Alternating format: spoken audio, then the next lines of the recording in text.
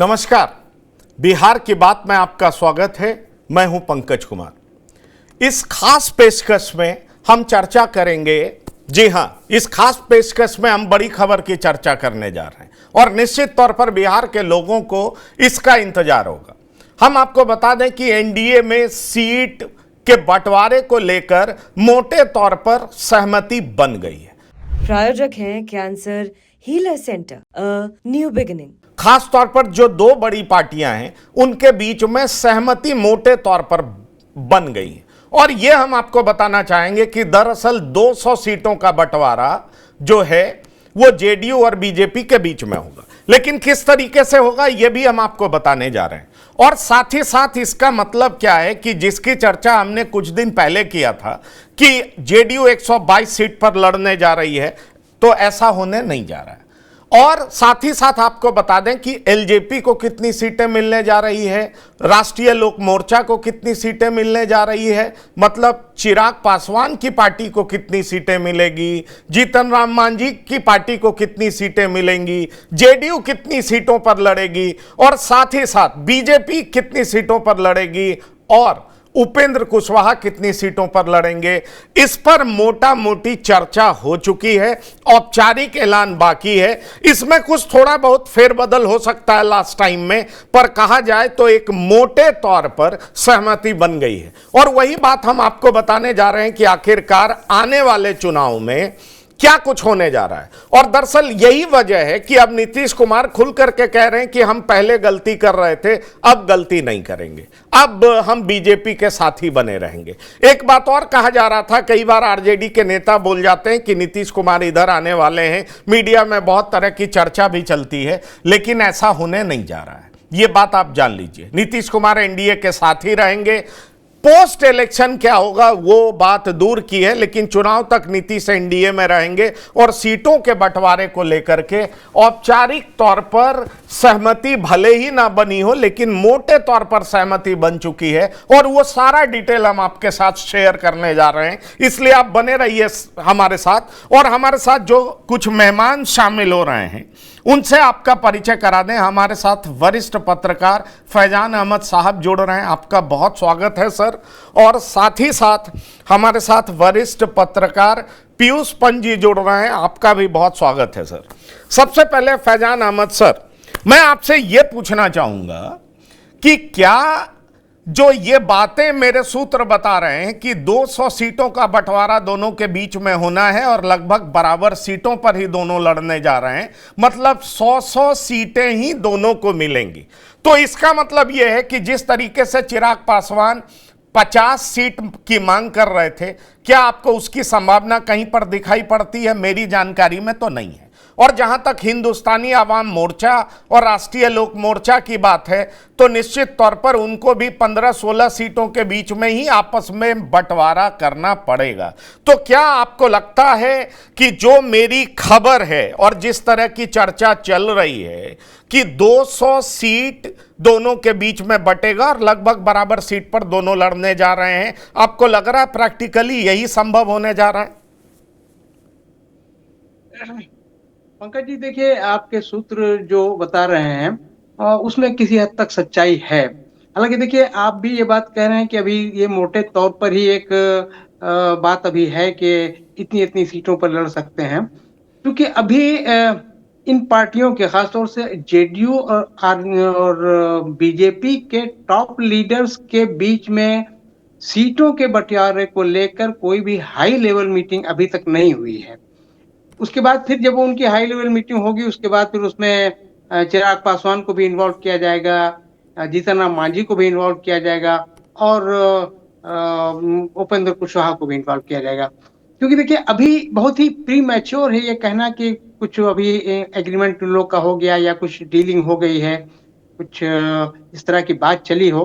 क्योंकि अभी भी देखिए 6-7 महीना अभी बचे हुए हैं चुनाव को, और मुझे लगता है कि इस तरह की बातें, जो खासतौर से सीट बंटवारे की जो बात होती है, वो आमतौर पर चुनाव की घोषणा के बाद ही हो पाती है। क्योंकि ये एक बहुत ही क्रिटिकल कहें और बहुत ही इम्पोर्टेंट एक एक्सरसाइज है, बहुत ही मतलब स्टेज होता है खासतौर सीटों का जो बंटवारा की बात जो होती है, वो उसमें बहुत ही टेक्निकलिटीज भी होती हैं कि वो कहते हैं कि विधानसभा चुनाव में कितनी लड़ी थी, लोकसभा चुनाव में कितना पर हमारे आगे रहे, तो इस तरह।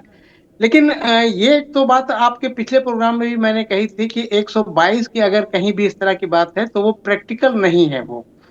और उसी तरह की बात अगर आगे इसको बढ़ाया जाए तो मुझे लगता है कि 200-210 के बीच में ये दोनों पार्टियां जेडीयू और बीजेपी ये सीटों का बंटवारा करेंगी।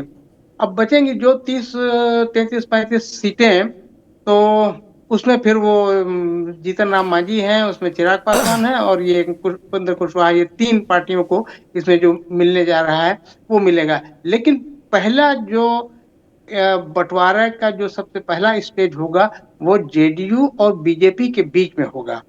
और फैजान साहब, ये अभी इसमें यही मैं थोड़ी देर आपसे लगेगी, क्योंकि यही मैं आपसे देखिए एक ही बार की बातचीत में ये पॉसिबल शायद नहीं हो पाएगा, क्योंकि मुझे नहीं लगता है कि अभी पटना या दिल्ली में कोई इस तरह की हाई लेवल मीटिंग इस मसले पर हुई है। जी पंकज जी, कुछ कह रहे हैं आप? जी हाँ, मैं ये कहना चाह रहा था कि दरअसल बैकरूम डिप्लोमेसी भी तो कोई चीज है ना। दरअसल जो इनके दोनों पार्टी के सिपह सलार हैं, जिनके बीच में डायलॉग होता है, वो एक कंसेंसस पर पहुंचेंगे। फिर क्या होगा, जब बात लगभग तय हो जाएगी फिर बड़े नेता आमने सामने बैठेंगे, या बिल्कुल तय नहीं होगी तब बड़े नेताओं की मीटिंग होगी। मैं आपके बात से सहमत हूं कि इतना पहले मीटिंग नहीं होता है, पर मेरे पास जो जानकारी है, जेडीयू बार बार इस बात को लेकर के दबाव बना रही है कि तय करिए कितनी सीटों पर हम चुनाव लड़ेंगे, हमारी सीटों को पहले तय करिए। और दरअसल बीजेपी इससे भागना चाहती है। बीजेपी नहीं चाहती थी कि इतना पहले तय हो, लेकिन जो मेरे पास जानकारी है कि मोटे तौर पर यह सहमति बन गई है कि 200 सीटों का बंटवारा बीजेपी और जेडीयू के बीच में होने जा रहा है। पंकज जी, आपकी बात सही है कि जेडीयू को ज्यादा परेशानी है कि वो सीटों की बंटवारे की बात जल्द अज जल्द हो जाए, क्योंकि उसको परेशानी ये है कि बीजेपी बहरहाल ये बात कहेगी कि पिछले चुनाव में 2020 में आपको इतनी सीटें दी गई थी, आप इतनी सीटें लड़े थे और आप इतनी सीटें ही जीते थे। तो ये बात, ये मतलब एक डिसएडवांटेज वाली बात है जेडीयू के लिए कि अगर इसी बात पर वो अड़ जाए कि भाई आपको तो सीटें 43 ही जीते आप उसमें, तो हम उसी हिसाब से आपको सीट देंगे, यहाँ वो परेशानी में जरूर होंगे।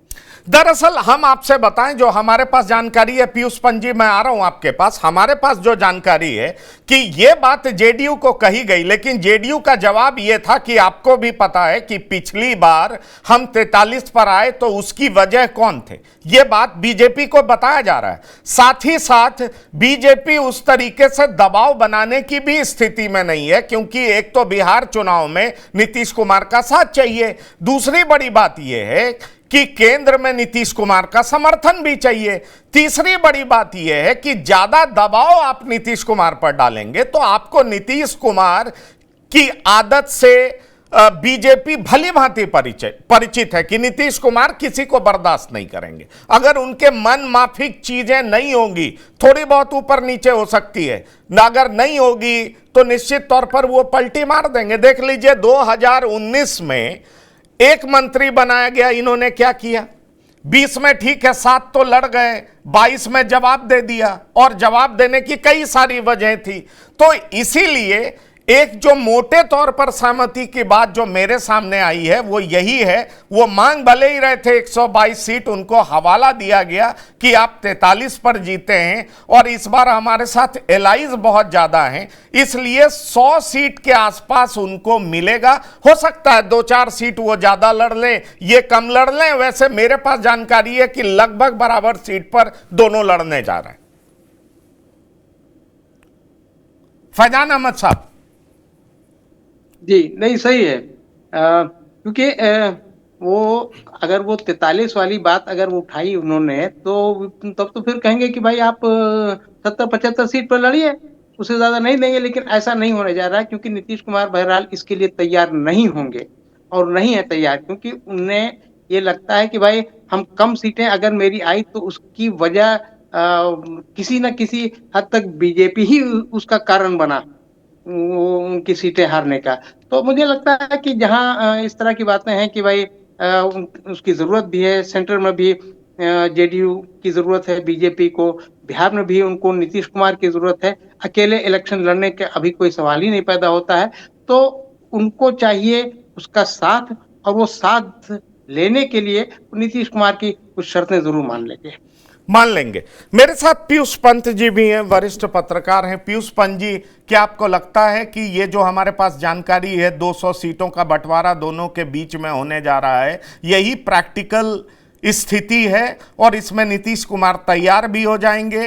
बराबर की सीटें इसलिए दी जा रही है क्योंकि बीजेपी को बिहार में भी साथ मिलकर चुनाव लड़ना है और केंद्र में भी नीतीश की जरूरत है। हाँ देखिए पंकज जी, बिल्कुल आपका जो आकलन है या जो आपकी जो खबर है, वो मैं कहूँगा कि 90% सही है। क्योंकि अभी भी ये खबर है कि एक तरह मोटा मोटी ये तय हो गया है कि लड़ेंगे बराबरी पे सीटों पे, लेकिन जेडीयू फिर भी चाहता है कि उसको थोड़ी सीटें ज़्यादा दी जाएं, कम से कम जो है 2-3 सीटें 4 सीटें ज़्यादा दी जाएं, ताकि वो ये संदेश दे सके कि वो बड़े भाई के रूप में जेडीयू है, न कि भाजपा है। और अगर आप अंदरूनी बात जेडीयू की हम अंदरूनी बात करें तो कम से कम उनका ये विचार बन रहा है कि दावा 125 सीटों पे वो दावा की बात कर रहे हैं। क्योंकि जो अभी जो नीतीश जी की जो यात्रा निकली थी, प्रगति यात्रा जो निकली थी, वो उसके आधार पर उन्होंने ऐसी सीटों को जो आइडेंटिफाई किया है, कम से कम 125 सीटों को। और ये जेडीयू के भीतर ये बात चल रही है कि इतनी सीटों पे दावा किया जाए, लेकिन उतना दावा उनका पूरा होने जा नहीं रहा है, ये बात समझ में उनको भी आ रही है। और लगभग एक मोटी राय ये बन रही है, जैसा कि आपने कहा, कि दोनों मिल के चुनाव लड़े, 200 और 210 सीटों के बीच लगभग जो है उसमें आपस में बंटवारा किया जाए और बाकी सीटों को जो है जो सहयोगी दल है उनको दिया जाए। हालांकि वहां भी इतना आसान नहीं है, क्योंकि देखिए चिराग पासवान भी दावा कर रहे हैं, वो 40 सीटों की बात कर रहे हैं। हम जो है वो जो है कि वो 20 सीटों की बात कर रही है। कुशवाहा जो है वो भी कम से कम 5-6 सीटों की बात कर रहे हैं। तो ये अभी तो देखिए जल्दी है, अभी से समय और लगेगा। और ये जो है कि नेगोशिएशन चलता रहता है, लास्ट मोमेंट तक चलता है, गिव एंड टेक चलता रहता है। लेकिन मोटा मोटी मैं इस बात से सहमत हूं कि तमाम चीजों के बावजूद जो है कि एक सहमति बनी है जेडीयू और बीजेपी के बीच में कि वो सीटों को लगभग जो है बराबर लड़ा जाए उसको। हालांकि बीजेपी ये इंसिस्ट कर रही थी कि 2020 के आधार पे उस पर जो स्ट्राइकिंग रेट है उसके आधार पे जो है तय किया जाए, लेकिन नीतीश कुमार ने उसको खारिज कर दिया। और उन्होंने, जैसा कि आपने भी बताया, कि ये कारण बताया कि हमारा तो नुकसान हुआ था चिराग पासवान की वजह से। हालांकि वो इस बात को नहीं कह पाए कि नुकसान तो हुआ था बीजेपी की वजह से ही, क्योंकि वो चिराग पासवान के पीछे ताकत कौन थी? वो बीजेपी थी।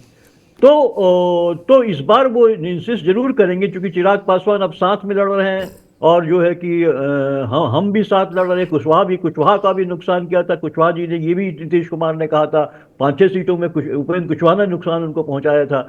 तो अभी देखिए टेढ़ी खीर है थोड़ी सी, लेकिन मोटा मोटी एक समझदारी पैदा हो रही है। लेकिन फिर भी जेडीयू चाहती है कम से कम 2-4 सीट उसको ज्यादा मिले, ताकि वो ये संदेश दे सके कि भाई मेन जो पार्टी है, मुख्य पार्टी है, वो जो है कि एक आप कह लीजिए चाहे मनोवैज्ञानिक एक प्रभाव या कह लीजिए राजनीतिक एक संदेश कि हम जो है बिग ब्रदर हैं बिहार में और हमारे बिना काम चल नहीं सकता है। तो ये चल रही है बात, लेकिन एक मोटा मोटी बातें तय हो रही हैं। लेकिन पेज फंसेगा अभी चिराग पासवान, क्योंकि चिराग पासवान, आपको याद होगा कि लोकसभा चुनाव में भी जब सीटों का बंटवारा हो रहा था तो जो वो फैल गए थे चिराग पासवान, और बड़ी मुश्किल से उनको जो है मनाया गया और फिर उनको जो है 5 सीटें दी गई और उनका स्ट्राइकिंग रेट भी बहुत अच्छा रहा।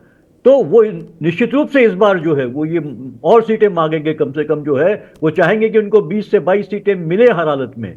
नहीं, वही मैं उस बात पर भी आ रहा हूं कि चिराग को कितनी सीटें देने की बात है। हमारे साथ डॉक्टर संजय भी जुड़ गए, राजनीतिक विश्लेषक हैं। लेकिन सबसे बड़ी बात यह है कि एनडीए में 2 बड़े घटक दलों में अगर समझौता हो जाता है तो निश्चित तौर पर यह कहा जाएगा कि भाई 2 बड़े घटक दलों में समझौता हो गया है, अब ये जो छोटी 3 पार्टियां हैं उनके बीच में क्या करना है। तो इस बात पर भी हम आते हैं, हमारे पास इसको लेकर के भी जानकारी है कि आखिरकार क्या कुछ होने जा रहा है। लेकिन डॉक्टर संजय, हम आपको बताएं कि हमारे पास जो अभी जानकारी आ रही है उसके मुताबिक 200 सीट पर बीजेपी और जेडीयू लड़ेगी। उसमें हो सकता है लास्ट में अगर बहुत ज्यादा जेडीयू बड़े भाई की भूमिका में दिखने का प्रयास करे तो उसको 1-2 सीट ज्यादा दिया जा सकता है, पर मोटा मोटी सहमति बन चुका है कि 200 सीट पर बीजेपी और जेडीयू लड़ेगी। 43 सीटों को चिराग पासवान, जीतन राम मांझी और उपेंद्र कुशवाहा के बीच में बांट दिया जाएगा। आप सहमत हैं इस खबर से जो मेरे सूत्रों ने यह खबर दी है? नहीं नहीं, बिल्कुल सही जानकारी है आपकी कि दोनों बराबर बराबर सीटों पर लड़ेंगे, या एक सीट बड़ा भाई ही अगर दिखाना है तो हो सकता है कि जेडीयू एक सीट अधिक ले ले कि 101 पर हम लड़ेंगे और 99 पर बीजेपी लड़े, या बराबर बराबर पर भी लड़ सकते हैं। और एक संभावना ये भी है कि 122 का बंटवारा हो जाए और उसमें चिराग पासवान को बीजेपी के खाते में दे दिया जाए और जीतन राम मांझी और उपेंद्र कुशवाहा को जेडीयू के खाते में दे दिया जाए कि भाई इनको आप अपने तरीके से एडजस्ट कर लीजिए, बीजेपी चिराग पासवान को अपने तरीके से एडजस्ट कर ले। इसकी भी संभावना है। तो बिल्कुल आपको जो जानकारी है उस जानकारी में दम है। इसी तरह के फॉर्मूले पर अभी बात चल रही है, हालांकि निष्कर्ष पर चीजें नहीं पहुंची है। और मैं कई बार कह चुका हूं, बीजेपी किसी भी कीमत पर नीतीश कुमार को नाराज नहीं करेगी। 2020 के फॉर्मूले पर भी बात चल रही है, 2010 के फॉर्मूले पर भी बात चल रही है और 2024 के स्ट्राइक रेट पर भी बात चल रही है कि जेडीयू कितनी जीती लोकसभा में, बीजेपी कितनी जीती और उसका वोट परसेंटेज क्या रहा। तो नीतीश कुमार के साथ जो 15-16% का वोट है, नीतीश कुमार के साथ जो महिला वोटर हैं और नीतीश कुमार की वजह से जो ओबीसी का ध्रुवीकरण खास करके आरजेडी नहीं कर पाती है, इसको बखूबी बीजेपी समझती है। क्योंकि बीजेपी अकेले चुनाव लड़ करके देख ली है 2015 में और वो कितनी सीटों पर जीत पाई, उसमें गठबंधन में हम भी थे, गठबंधन में उपेंद्र कुशवाहा भी थे और बीजेपी कितनी सीटें जीती थी सबको सामने। बीजेपी भी इस रियलिटी को समझती है, इसलिए बराबरी वाली बात चल रही है। दो जानकारी जो मुझे है कि या तो दोनों 100 पर लड़ेंगे या 122 सीट बांट लेंगे कि भाई चिराग को आप अपने साथ एकोमोडेट कर लीजिए। देखिए, हमारे पास इसकी जानकारी है, हम आपके साथ शेयर करेंगे। हम फैजान अहमद साहब के पास जाते हैं और उनको हम बताते हैं जो मेरे पास जानकारी है। आपको बता दें 100 सीट पे लगभग दोनों बराबर लड़ेंगे। 43 सीटों को 3 पार्टी में बांट दिया जाएगा। 25 से 27 सीट पर चिराग को मना लिया जाएगा। चिराग अगर 27 पे मानते हैं तो 16 सीट को बांट दिया जाएगा उपेंद्र कुशवाहा और जीतन राम मांझी में। ये फॉर्मूला इन दोनों के बीच में तय हुआ। इसीलिए मैं आपको कह रहा हूं कि बैक रूम टॉक्स जो होते हैं उसमें मोटा मोटी सहमति बनती है और जो छोटे स्टेक होल्डर्स होते हैं उन तक पैगाम पहुंचा दिया जाता है। वैसे मेरी जानकारी में बीजेपी कभी नहीं चाहेगी कि चिराग नाराज हों। ऐसे में जो चिराग 50 सीटों की बात करते हैं, अंदर खाने एलजेपीआर से ये खबर आती है, क्या वो 25 या 27 सीटों पर मान जाएंगे? बड़ा सवाल ये है। पर नीतीश कुमार इन सब बातों से बिल्कुल कंसर्न नहीं है। उनका साफ तौर पर कहना है कि हम तो इतने पे लड़ेंगे ही। तो ये बीजेपी को ही देखना है कि वो चिराग को कैसे अकोमोडेट करेगी, उपेंद्र कुशवाहा को कैसे अकोमोडेट करेगी, जीतन राम मांझी को कैसे अकोमोडेट करेगी। फैजान अहमद साहब 43 सीटें बंटने जा रही है इन तीनों पार्टियों में। 25 से 27 तक मिलेगा एलजेपीआर चिराग पासवान को और बाकी के बचे सीटों में ज्यादा सीट मिलेगा उपेंद्र कुशवाहा को और उसके बाद मिलेगा जीतन राम मांझी को। आप क्या कहते हैं? देखिए, जो राजनीतिक जो हालात हैं और उसके बाद जो आने वाले दिन हैं चुनाव के और नजदीक जितना आएंगे, कोई भी पार्टी अपने किसी भी एलआई को, अपने किसी भी सहयोगी दल को नाराज करने की स्थिति में नहीं है।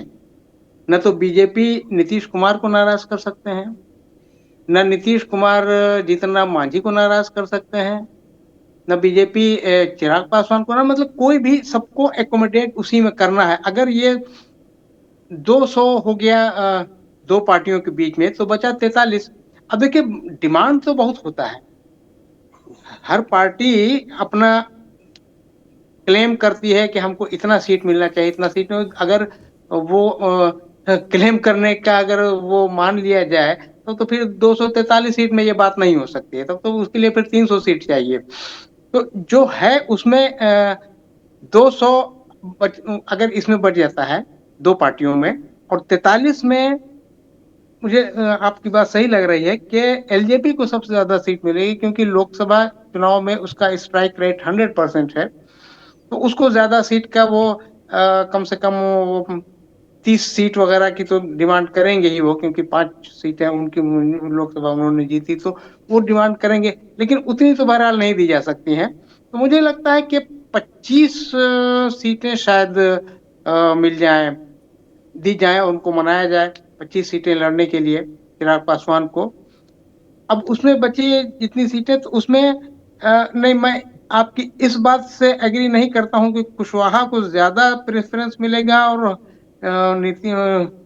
हिंदुस्तानी अवाम मोर्चा को कम मिलेगा, क्योंकि देखिए कुशवाहा का कोई एक भी एमएलए नहीं है अभी भी, हिंदुस्तानी अवाम मोर्चा के 4 हैं, तो उसको तो उतना कंपनसेट करना पड़ेगा। तो मुझे लगता है कि 8, कम से कम 8 सीटें, 8 से 10 सीटें हिंदुस्तानी अवाम मोर्चा को मिल सकती हैं, 8 सीटें समझिए, और कुशवाहा को 4-5 सीटें, क्योंकि कुशवाहा की बहरहाल नई पार्टी है और उनकी पार्टी कोई अभी भी चुनाव तो लड़ी नहीं, लोकसभा का चुनाव लड़े थे, वो चुनाव हार भी गए, तो उसमें उनका कोई स्ट्राइक रेट तो है भी नहीं उनके, उसमें कहीं से उनको कोई एडवांटेज दिखाया जाए। तो यही लगता है कि जो 43 सीटें हैं उसी में ये 3 पार्टियों को एडजस्ट किया जाएगा। अब किसको कितना मिलेगा, बहरहाल सबसे ज्यादा एलजेपी को मिलेगा, उसके बाद हिंदुस्तानी अवाम मोर्चा को मिलेगा, और उसके बाद उपेंद्र कुशवाहा को मिलेगा। चलिए, आप ये बात कह रहे हैं, लेकिन मेरी जो जानकारी है मैं इसमें भी बड़ा स्पेसिफिकली शेयर कर दूं। जो मेरे पास जानकारी है, 100 सीट बीजेपी और जेडीयू, इसमें जेडीयू 2 ज्यादा लड़ ले, बीजेपी कम लड़ ले, लेकिन 200 सीट का बंटवारा इन दोनों के बीच में होने जा रहा है। बाकी बचा 43 सीट। 43 सीट में 25 से 27 सीट पे चिराग को मना लिया जाएगा। Minimum 25, maximum 27। हम मैक्सिमम लेते हैं तो 43 में 27 घटाते हैं तो 16 सीट बचता है। 16 सीट में जो मेरे पास जानकारी है, या तो दोनों को बराबर सीटें दे दी जाएंगी, नहीं तो ज्यादा चांसेस है कि उपेंद्र कुशवाहा को ज्यादा सीटें दी जाएंगी। मैं फैजान अहमद साहब इसलिए ये कह रहा हूं, मैं चाहूंगा पीयूष पंत जी जवाब दें। दरअसल बीजेपी को डर है कि कुशवाहा वोट भड़क ना जाए। जिस तरीके से लोकसभा चुनाव में लालू प्रसाद ने ये चाल चल दी थी और बीजेपी को नुकसान भी हुआ, एनडीए को नुकसान भी हुआ, कभी भी नीतीश कुमार, बीजेपी नहीं चाहेगी कि लालू प्रसाद एक बार फिर से विधानसभा चुनाव में कामयाब हो जाएं। इसलिए कुशवाहा के बीच में यह मैसेज नहीं जाना चाहिए कि एनडीए उनको इग्नोर कर रही है, उनको कम सीटें दे रही है। और इसलिए मेरी जो जानकारी है कि उपेंद्र कुशवाहा को अपर एज है। जहां तक सवाल है जीतन राम मांझी का, तो केंद्र में भी मंत्री हैं, उनके पुत्र भी मंत्री हैं, और पिछली बार वो कितनी सीटों पर चुनाव लड़े थे ये भी देखा जाएगा।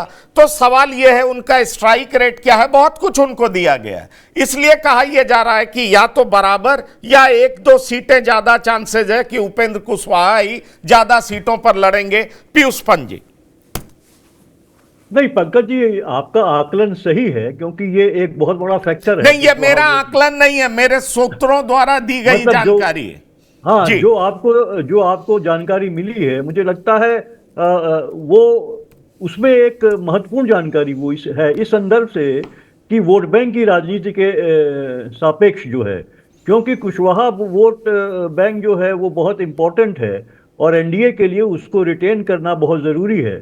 क्योंकि हमने देखा था लोकसभा चुनाव में जो है कि वो किस तरह से जो है आरजेडी के पक्ष में वो थोड़ा बहुत खिसकता हुआ दिखाई दिया था। और इस बार भी कोशिश होगी जो है कि महागठबंधन की वो जो है कि ज़्यादा से ज़्यादा जो है उस समुदाय के लोगों को खड़ा करे ताकि उस वोट बैंक पे सेधमारी की जा सके। तो इसलिए जो जो आपको खबर मिली है, मुझे लगता है कि बहुत कुछ सही हो सकती है, क्योंकि देखिए जहाँ तक हम का सवाल है और जीतन राम मांझी का सवाल है, उन्होंने भी एक बहुत बड़ा सम्मेलन आयोजित किया जो दलितों का, महादलितों का, और वो भी जो है कि कम से कम 40 सीट का दावा कर रहे थे कि हमको भी मिले, 20 सीट का तो वो कर ही रहे हैं।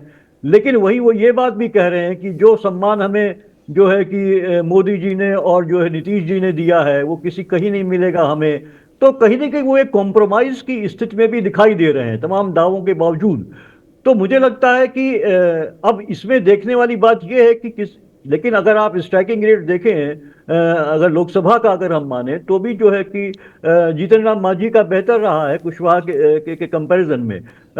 लेकिन कुशवाहा ने जो है पिछले विधानसभा चुनाव में नुकसान पहुंचाया जेडीयू को भयंकर रूप से, तो वो उसका इनाम भी चाहेगा कि उसको उस हिसाब से सीटें मिले, क्योंकि उसका प्रभाव उन्होंने सिद्ध किया कि उनका प्रभाव है उन इलाकों में, चाहे भोजपुर का ले लीजिए, बक्सर का इलाका ले लीजिए, वो तमाम जगह जो है कि उन्होंने काफी नुकसान पहुंचाया, जेडीयू को सीधे सीधे नुकसान पहुंचाया था।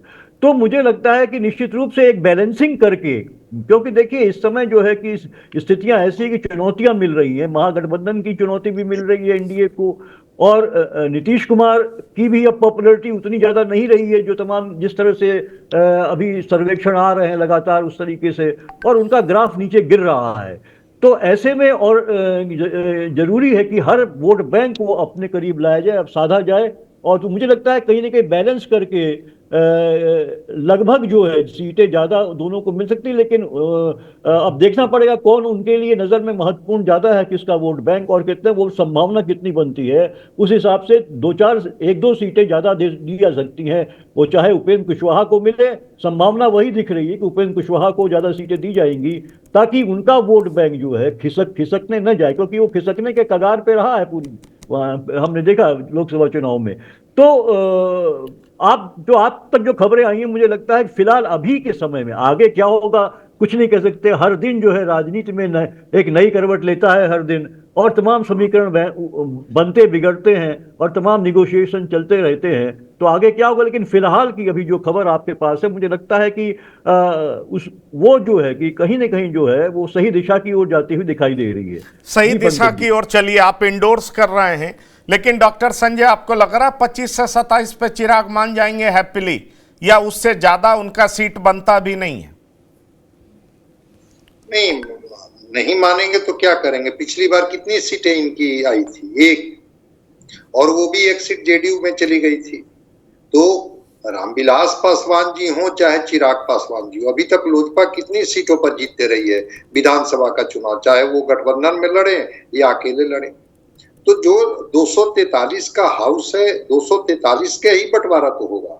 वो तो गणित बैठाते हैं कि हमारे अगर 5 एमपी हैं, 6 का भी अगर गणित बैठता है तो 30 सीटें चाहिए, 35 सीटें चाहिए। वो करने के लिए तो दावा सब लोग करेंगे।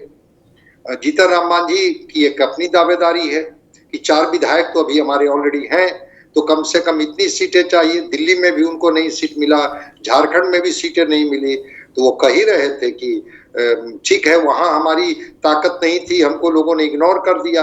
बिहार में तो हमारी ताकत है और हम अपनी ताकत दिखाएंगे। वो 20 सीट मांग रहे हैं, 25 सीट मांग रहे हैं, तो क्या जीतन राम मांझी को 25 सीट मिल जाएगा? तो चिराग पासवान भी इस बात को समझते हैं कि अगर बीजेपी और जेडीयू बराबर पर लड़ी तो 43 सीट का ही बंटवारा होगा, और उस 43 में 25 या 27, इससे ज्यादा की हमको नहीं लगता है कि वो अपेक्षा भी कर रहे हो। दावेदारी अगर नहीं करेंगे तो उनके कार्यकर्ता भाग जाएंगे। जितने टिकटार्थी उनके पीछे घूम रहे हैं, जो सब अपने अपने उम्मीदवार बने हुए हैं क्षेत्र के, वो सब उम्मीदवार खिसक जाएंगे। उस समय तो कहेंगे कि गठबंधन में थे, हमारे हिस्से में जब यही सीटें आई तो आपको तो लड़ना होगा, देखते हैं आगे हम फिर एकोमोडेट करेंगे, आपको एमएलसी बनाएंगे, कहीं और जगह देंगे, कहीं आयोग में जगह देंगे, और पार्टियां ऐसे करते रहती है। तो मानना ही पड़ेगा चिराग पासवान को, और 13 सीट या 14 सीट जो भी बच जाए उस पर जो है मैं समझता हूं कि वो जो है से इस पर वो तैयार होंगे। जीतन राम मांझी और उपेंद्र कुशवाहा को समझाया जाएगा कि भाई आप यहाँ पर एकोमोडेट कीजिए या एडजस्ट कीजिए। तो चिराग हो, जीतन राम मांझी हो या उपेंद्र कुशवाहा हो, हकीकत को समझ रहे हैं कि गठबंधन में हम हैं और गठबंधन में 200 सीट के बाद ही 43 सीट में हम लोगों का बंटवारा होगा, चाहे वो पार्टियों के साथ एकोमोडेट कर दिया जाए चाहे अलग अलग दिया जाए। मैं समझता हूं कि मान जाना चाहिए। ये बहुत, इसमें इफ वट की गुंजाइश बहुत नहीं दिखती है। लोकसभा में तो इनको दिया ही गया ना, चिराग पासवान को 5-5 सीटें दे दी गई लोकसभा में, जीत गए 5 सीट। विधानसभा में कहा जाएगा कि थोड़ा आपको कॉम्प्रोमाइज करना होगा और इन लोगों को भी थोड़ी सीट दे करके, चूंकि दलित नेता के तौर पर जीतन राम मांझी भी हैं, उपेंद्र कुशवाहा का भी, कुशवाहा समाज में एक अपनी पकड़ है, नहीं अगर पकड़ होती तो उनको राज्यसभा में क्यों भेजा जाता। तो 25 से 27 सीट पर चिराग पासवान जी को मान जाना चाहिए। बाकी सीटों पर जीतन राम मांझी और उपेंद्र कुशवाहा भी समझौता करेंगे। जीतन राम मांझी और उपेंद्र कुशवाहा भी समझौता करेंगे, ये बात तो आप बोल रहे हैं डॉक्टर संजय, पर सवाल यही उठ रहा है कि एक तरफ जो बातें कही जाती है कि बीजेपी अपना सीएम चाहेगी और अपना सीएम चाहेगी तो बीजेपी फिर से अपनी सीटें ज़्यादा से ज़्यादा जीतना चाहेगी, चिराग को ज़्यादा जिताना चाहेगी, उपेंद्र कुशवाहा और जीतन राम मांझी को ज़्यादा जिताना चाहेगी। तो अगर बीजेपी की वाकई ऐसी योजना है फैजान साहब, तो आपको लगता है 100 सीटें देने के बाद बीजेपी इस योजना में महाराष्ट्र की तरह कामयाब हो सकेगी?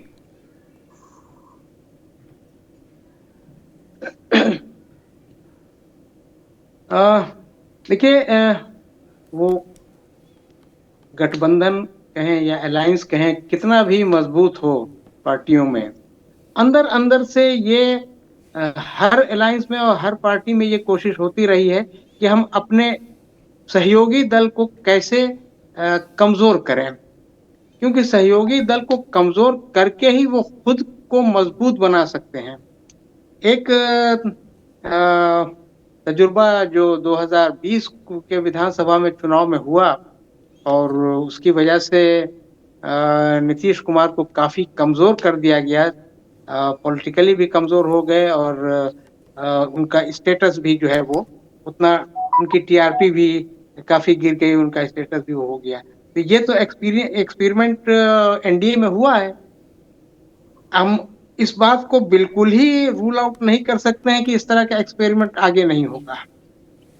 बहरहाल, अगर बीजेपी की ये ख्वाहिश है और कि उसको अपना मुख्यमंत्री बनाना है, उसको सरकार अपनी बनानी है, अलायंस रहे, अलायंस में पार्टियां रहे लेकिन मुख्यमंत्री हमारा रहे, तो ऐसी सूरत में उसको कहीं ना कहीं चुनाव के बाद नीतीश कुमार को इग्नोर करना होगा या साइडलाइन करना होगा। अब ये साइडलाइन कैसे किया जाएगा, ये बीजेपी में बड़े बड़े नेता बैठे हुए हैं, अपना दिमाग लगा रहे होंगे कि किस तरह साइडलाइन, क्योंकि नीतीश कुमार, मैं फिर अपनी वही बात दोहराऊंगा कि नीतीश कुमार ऐसे नेता हैं देश के जिनके पास 2 ऑप्शन रहता है, या तो हम इधर चले जाएंगे या उधर चले जाएंगे। अगर मेरी बात नहीं सुनी गई, अगर मेरी बात नहीं मानी गई, या अगर हमको ठीक से एडजस्ट नहीं किया गया ऑनरेबली, तो हमारे पास दूसरा रास्ता भी है। तो यहाँ भी वो सूरत हाल पैदा हो सकती है चुनाव के बाद की मैं बात कर रहा हूँ कि अगर चुनाव के बाद अगर नीतीश कुमार की सीटें वाकई बहुत कम हो गई, तब तो बीजेपी को कोई दिक्कत नहीं होगी उनको साइडलाइन करने में, कहे कि भाई ठीक है, बहुत हो गया, अब आपका आशीर्वाद चाहिए और आप किनारे बैठिए, आपकी पार्टी हमारे साथ रहेगी, हम उसके मंत्री बनाएंगे, करेंगे। दूसरा ये हो सकता है कि बीजेपी अगर 30 की सीटें बहुत कम नहीं हुई, मैंने अभी जितनी हैं उससे ज्यादा हो गई, और 100 सीटें लड़ते हैं, अगर वो 65-70 सीटें अगर उनके पास आ जाती हैं, तब तो फिर बीजेपी के लिए ये मुश्किल होगा कि उनको साइडलाइन कर दे। हो सकता है बीजेपी की सीटें उससे ज्यादा हो जाएं, हो सकता है बीजेपी की सीटें 80 हो जाएं, 85 हो जाएं, लेकिन वो ऐसी हालत में नीतीश कुमार को बिल्कुल ही इग्नोर नहीं कर सकते हैं। अगर वो करने की कोशिश करेंगे, अगर कोई ऐसा अटेम्प्ट लिया जाता है, तो नीतीश कुमार हो सकता है दूसरे साइड में कहीं दूसरी तरफ चले जाएं। जी हाँ, नीतीश कुमार दूसरी तरफ भी जा सकते हैं और इसीलिए पीयूष पंत जी, बार बार ये कहा जाता है कि लालू प्रसाद भी चाहते हैं कि नीतीश अच्छी संख्या में सीटें जीतें, और नीतीश भी चाहते हैं कि लालू प्रसाद अच्छी संख्या में सीटें जीतें। इसलिए ये पॉसिबिलिटी हमेशा बना रहे कि अगर उधर जाएं तो लालू प्रसाद के साथ मिलकर के सरकार बना लिया जाए। और इसलिए बार बार लोग कहते हैं, भले ही नीतीश कुमार एनडीए गठबंधन में हो, लेकिन लालू के दोस्त हैं, लालू ज्यादा सीटें जीते, और ऐसा ही लालू प्रसाद भी चाहते हैं कि नीतीश ज्यादा सीटें जीते, जिससे कि नीतीश कुमार की मदद से महागठबंधन की सरकार फिर से बनाई जा सकती है। क्या कहते हैं आप? नहीं, देखिए पंकज जी, बिल्कुल ये बात तो सही है, क्योंकि देखिए नीतीश जो है कि दरवाज़ा दोनों तरफ खुला रखना चाहते हैं ताकि उनको पलटने में आसानी हो। और इसलिए जो है कि अंदर खाने ये भी है कि नीतीश बहुत विश्वास नहीं करते भारतीय जनता पार्टी पे, और वो जानते हैं कि भारतीय जनता पार्टी लगातार उनको कमज़ोर करने की कोशिश करती रही है और कोशिश करेगी इस बार भी चुनाव में। इसीलिए वो इस तरह का एक मैसेज देने की कोशिश कर रहे हैं कि लालू प्रसाद की पार्टी भी जो है ज़्यादा से ज़्यादा सीटें जीते, ताकि जो है कि एक वो मौका उनके पास हो कि अगर जो है भारतीय जनता पार्टी ने ये साफ कर दिया है कि वो जो है अपने बूते पे वहाँ पे अब अगली बार जो है सरकार बनाना, मुख्यमंत्री अपना चाहती है वो, तो कहीं ना कहीं दिमाग में तो जो नीतीश कुमार के है ही है। इसीलिए लगातार ये मांग उठती रही है। उनके बेटे भी फिर सामने आ गए कि उनको डिक्लेयर किया जाए, नीतीश कुमार के चेहरे पे ही चुनाव लड़ा जाएगा और वो ही मुख्यमंत्री होंगे चुनाव के बाद जो है, क्योंकि एक आशंका उनके दिमाग में है लगातार। और तो मुझे लगता है इसीलिए उन्होंने इस तरह की जो है कि वो कोशिश करते हैं कि दूसरा रास्ता भी उनका खुला रहे, क्योंकि नीतीश कुमार अपने को बिना मुख्यमंत्री की कुर्सी के देख नहीं सकते। उनका जो राजनीतिक वजूद है बिहार में, वो एक मुख्यमंत्री की कुर्सी से जुड़ा हुआ है। तो वो कोई भी पार्टी जीते, कोई मौका लगे तो वो मुख्यमंत्री बन ही जाते हैं, या कहे कि उनके बिना कोई पार्टी, कोई भी गठबंधन जो है वहाँ पे सत्ता में आ नहीं पाता, और इसलिए वो उसका फायदा उठाते हुए वो मुख्यमंत्री कुर्सी पे बैठते हैं। तो उनको आशंका से इस बार वो ग्रसित हैं, क्योंकि तमाम तरह के स्टेटमेंट भारतीय जनता पार्टी के विधायकों के द्वारा, उनके पदाधिकारियों के द्वारा इस तरह की आए हैं। और तो वो चाहते हैं कि जो है कि मौका ऐसा न लगे कि वो, एक तो ये कोशिश करेंगे, इसीलिए वो उस यात्रा पे निकले ताकि वो एसेस कर सके कि कितना काम हुआ, कितना नहीं हुआ, कितना लोगों का समर्थन है कि नहीं समर्थन है। और उनको एक पॉजिटिव संकेत भी मिला है वहाँ पे। उसी के आधार पे उन्होंने लगभग 125 सीटों को आइडेंटिफाई किया है कि जहाँ पे उनकी संभावनाएं अच्छी हैं। तो मुझे लगता है कि वो हमेशा चाहेंगे कि उनकी सीटें ज़्यादा से ज़्यादा आए, और साथ में जो है कि महागठबंधन की सीटें भी आए, ताकि जो है कि उनके लिए जो है, अगर उनके साथ धोखा होता है भारतीय जनता पार्टी के द्वारा, तो वो दूसरी तरफ जो है पर्ची मार सके। ठीक है, पर आपको बताएं, जो हमारे सूत्र बता रहे थे कि पेच एक जगह भी और फंसी हुई है, क्योंकि इस बार सीटों का बंटवारा नए तरीके से होगा। जैसे पहले था ना कि यहां बीजेपी लड़ती रही है तो बीजेपी लड़ेगी, यहां जेडीयू लड़ती रही है तो जेडीयू लड़ेगी। इस बार दरअसल बीजेपी का जोर इस बात पर भी है कि नए तरीके से सीटों का बंटवारा हो। आपको लगता है डॉक्टर संजय, क्योंकि यह भी बहुत इंपॉर्टेंट है, कम सीट लड़ करके भी बीजेपी अपना स्ट्राइक रेट बेहतर करना चाहेगी, ज्यादा सीटें जीतना चाहेगी। आपको लगता है कि इस विषय पर निश्चित तौर पर खींचमतीरी बहुत ज्यादा होगा, कशमकश बहुत ज्यादा होगा, जो कि बीजेपी चाह रही है कि सीटों का बंटवारा नए तरीके से हो, सीटें आइडेंटिफाइड नए तरीके से हो, और बीजेपी जहां मजबूत है हर हालत में बीजेपी वो सीट ले और लड़े।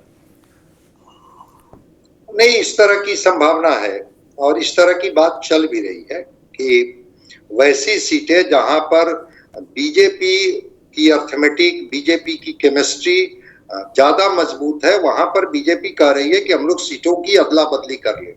और विनियबिलिटी फैक्टर देखिए कि जहां आप जीत सकते हैं, जहां हम जीत सकते हैं, ऐसा कुछ नहीं है कि जहां पर आप जीतते रहे हैं। और होता भी है, मान लिया जाए कि कोई विधायक जी के खिलाफ एंटी इनकम्बेंसी है, गठबंधन के खिलाफ ना भी हो, तो सीटों की अदला बदली होती है कि चलिए वो सीट पर बीजेपी लड़ लेगी, और बीजेपी के खिलाफ जहां एंटी इनकम्बेंसी है जेडीयू को वो सीटें दे दी जाएगी कि चलिए इस बार आप वहां लड़ लीजिए। तो इस तरह की अदला बदली की बात अंदर खाने में चल रही है, और चीजें सरफेस पर भी आई है। हालांकि बहुत कुछ अभी आकार नहीं ले पाया, स्पष्ट नहीं हो पाया है कि कितनी सीटों पर इस तरह की अदला बदली की संभावना है। और एक चीज और होता है जिसमें बीजेपी इस बार प्रयोग कर रही है, विपक्ष तो अभी से हमलावर है, कि भाई हो सकता है कि जेडीयू की पार्टी से कैंडिडेट हो लेकिन वो उम्मीदवार बीजेपी के द्वारा इंडोर्स हो, तो वैसे भी उम्मीदवारों पर बीजेपी इस बार दांव लगा सकती है कि ठीक है आप लड़िए इतनी सीटों पर, लेकिन जो हम जिस व्यक्ति को इंडोर्स कर रहे हैं वो व्यक्ति चुनाव लड़ेंगे। तो दोनों तरह से बीजेपी ग्रिल करने की कोशिश कर रही है। अब देखते हैं नीतीश कुमार, खास करके नीतीश कुमार के बारे में कहा जाता है कि ऐसे थोड़ा अस्वस्थ जरूर दिखते हैं, लेकिन जैसे ही सीटों के बंटवारा की बात आती है, जैसे ही बार्गेनिंग की बात आती है, जैसे ही तय करने की बात होती है, नीतीश कुमार बिल्कुल सजग और सतर्क हो जाते हैं और वहां पर किसी भी तरह की कोई कंप्रोमाइज नहीं करते हैं। और वहां पर फिर सब लोग भौचक्के रह जाते हैं कि अरे नीतीश कुमार के बारे में ऐसे वैसे बोला जाता है, नीतीश कुमार तो चीजों को तय कर लेते हैं और उस तरह से तय कर लेते हैं। तो सीटों का बंटवारा, सीटों की अदला बदली और कैंडिडेट को लेकर के बीजेपी कुछ इस तरह की रणनीति बना रही है। देखते हैं उस रणनीति में जेडीयू कहां तक तैयार होती है, इसका हम लोगों को इंतजार कर रहा हूं। चलिए, इसका इंतजार करना तो होगा, ये बात भी बिल्कुल सच है, लेकिन एक दूसरी सच्चाई ये भी है कि दूसरे तरफ क्या चल रहा है। महागठबंधन में कन्हैया कुमार पदयात्रा निकाल रहे हैं, महागठबंधन में सीटों के बंटवारे को लेकर के अभी टसल ही दिखाई पड़ता है, कोई कंसेंसस बनता हुआ फैजान साहब दिखाई नहीं पड़ता है। आपको लगता है कि ये सब कुछ चुनाव से पहले तक ठीक हो जाएगा? लेकिन कांग्रेस कन्हैया कुमार को मैदान में उतार रही है, पप्पू यादव अपने को सीएम का दावेदार बता रहे हैं। ये सब क्या इशारा कर रहा है? क्या कांग्रेस आरजेडी के साथ आर पार के मूड में है या सीटों को लेकर के बार्गेनिंग कर रही है? और लगता है कि ये भी बार्गेनिंग का ही एक मॉडल है, तरीका है ये एक, कि ठीक है। लेकिन देखिए, जो आप कह रहे हैं कन्हैया कुमार की जो बात, कन्हैया कुमार को जिस तरह से अभी प्रोजेक्ट किया जा रहा है, जिस तरह से लाया जा रहा है, उसमें मुझे दो फैक्टर उसमें नजर आ रहे हैं। एक तो ये कि कांग्रेस के पास बिहार में जो भी लीडर हैं, मैं पता नहीं ये सही शब्द होगा या नहीं होगा, लेकिन वो सब घिसे पिटे चेहरे हैं, नोन चेहरे हैं, लोग उनको जानते हैं। रिजेक्टेड बात तो बहुत, तो उसमें रिजेक्टेड चेहरे हैं। ऐसी सूरत में कन्हैया कुमार को लाया गया है ताकि एक फ्रेश चेहरा, यंग चेहरा, तो उसको प्रोजेक्ट किया जा रहा है। एक रीजन तो ये हो सकता है। दूसरा रीजन ये भी हो सकता है कि कन्हैया कुमार को बिहार में कांग्रेस ने अभी तक यूटिलाइज नहीं किया है। इलेक्शन भी लड़े तो वो दिल्ली से लड़े, बिहार के बेगूसराय में चुनाव जरूर लड़े थे, लेकिन वो सीपीआई के टिकट पर चुनाव लड़े थे, उस वक्त कांग्रेस में वो नहीं थे। तो ये भी हो सकता है कि, और दूसरी चीज, एक बात और जो कही जाती है, कहाँ तक सच्चाई वो नहीं मालूम, कि लालू यादव शायद पसंद नहीं करते हैं उनको, तेजस्वी यादव पसंद नहीं करते हैं। कॉन्फ्लिक्ट ऑफ इंटरेस्ट हो सकता है कि भाई वो हमारे यहाँ भी तेजस्वी एक यंग नेता है, तो उसके साथ जो है एक यंग नेता कांग्रेस भी ला रही है, तो उसको शायद वो पसंद ना करते हो। लेकिन ये तो जरूर है कि कांग्रेस इस बार हार्ड बार्गेनिंग के मूड में लग रही है। उसका एक उदाहरण ये है कि कांग्रेस के जो नए इंचार्ज बन के आए हैं, कृष्णा अल्लावेरू, वो अभी तक लालू से मिलने नहीं गए। हालांकि वो 2-3 मरतबा बिहार आ चुके हैं, लेकिन वो लालू से मिलने नहीं गए। हालांकि अब तक यही होता रहा है कि कांग्रेस का जो भी इंचार्ज या कांग्रेस का जो भी बड़ा लीडर आता था बिहार के दौरे पर, तो वो अपने लीडरों से मिलने से पहले वो लालू जी से मिलने के लिए जाता था।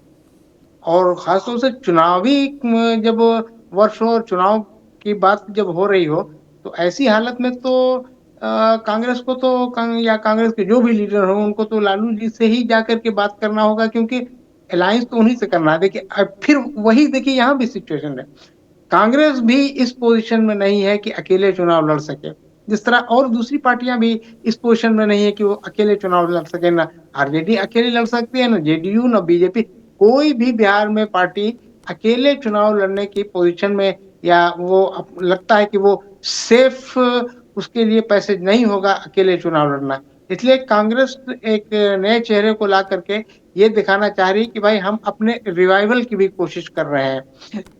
गति बिहार में कांग्रेस लगभग 20 साल से वो डिपेंडेंट है आरजेडी और लालू जी पर। चलिए, डिपेंडेंट है, पर सवाल यही उठता है कि हार्ड बार्गेनिंग की कोशिश जारी है। एनडीए के भीतर की जो खबर थी वो हमने आपके सामने रख दी। हमारे पास, हमने कल इस पे शो किया था कि दरअसल कन्हैया को उतारने के पीछे मंशा क्या है। हम लगातार आपको अपडेट करते रहेंगे। बिहार की बात में डॉक्टर संजय कुमार, पीयूष पंत, फैजान अहमद साहब शिरकत करने के लिए बहुत बहुत धन्यवाद और शुक्रिया। तो बिहार की बात में इतना ही। ताजा तरीन खबरों के लिए आप लगातार जुड़े रहिए TV9 के साथ। धन्यवाद, नमस्कार।